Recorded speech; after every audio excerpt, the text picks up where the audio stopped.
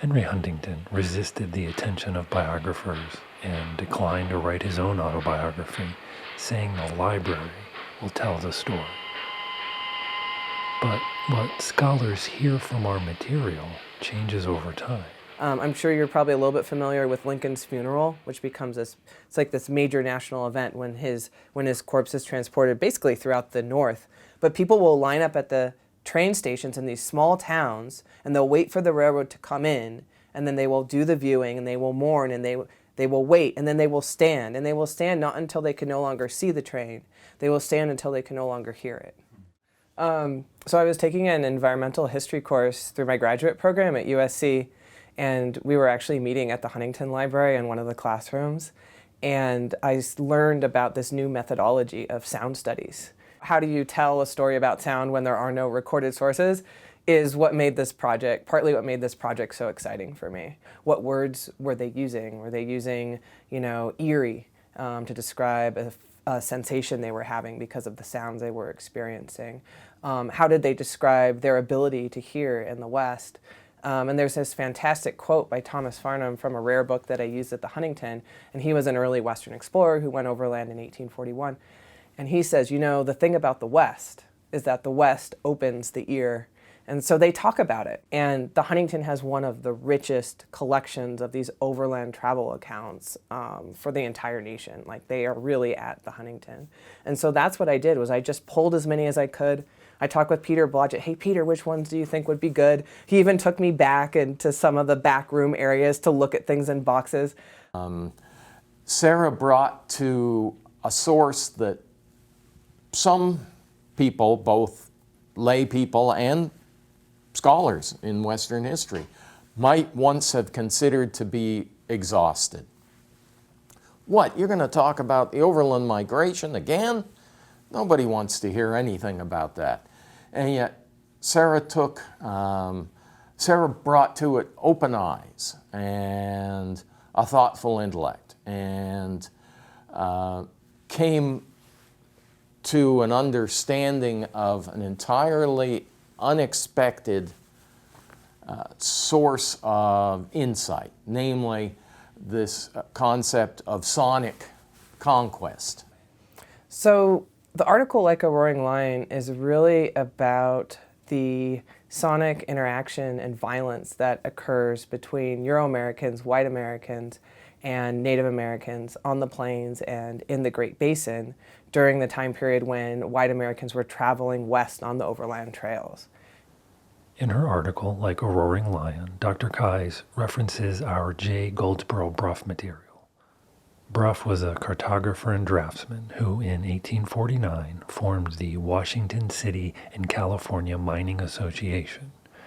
He led an expedition to California seeking gold, but he also kept a journal that contained a diary as well as hundreds of drawings depicting the moment when the region was overtaken by the gold rush. Bruff's plan was to publish the journal if he failed to find gold, and he failed to do both. His final drawings and manuscript were acquired by Henry Huntington. But Bruff is unique because he sketched all of these images of what the experience looked like, and he sketched them in part because he was hoping to share them with a wider audience in the 19th century.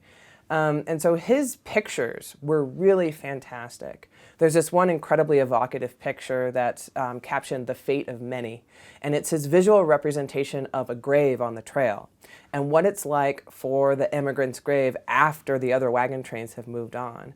And he basically depicts it as completely under siege by wilderness. There's a bear with ridiculously long claws, there's a vulture on a branch overhead, there's what looks like to be a wolf or coyote trying to scratch in, the name is disappearing from the headstone. It's fantastic.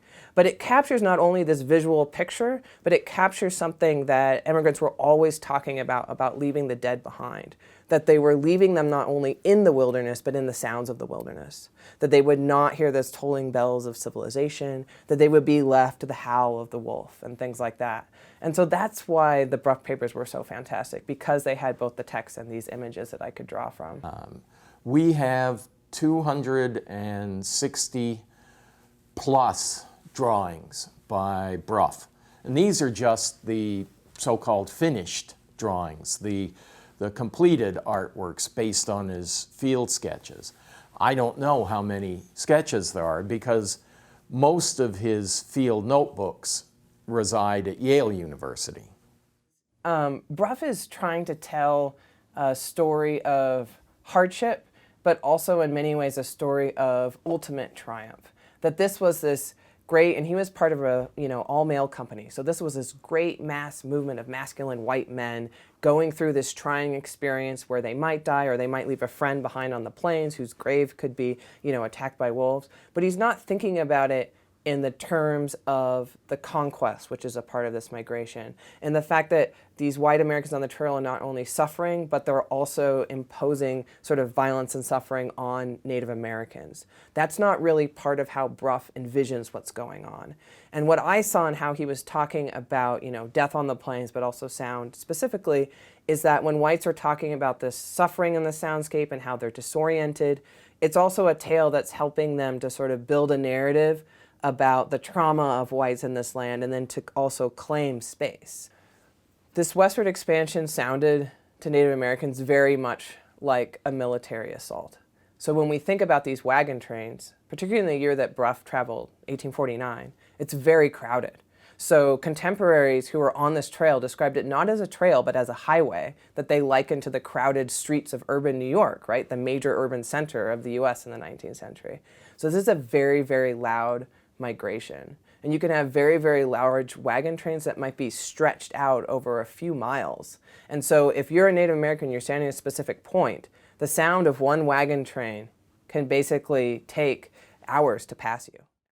In 1918, A.S.W. Rosenbach, who at the time, and for some years before that, was Henry Huntington's principal agent for the acquisition of rare printed and manuscript materials, had hold of it, and he offered it to Huntington. And if I can just quote from his letter to Huntington, enclosed herewith, please find a description of the manuscript on California with original drawings which I left with you last Friday.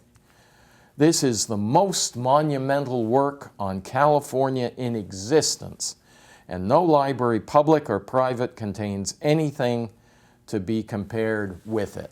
So the Bruff material actually predates the Huntington as an institution and probably comes into our hands actually in the centennial year, 1919.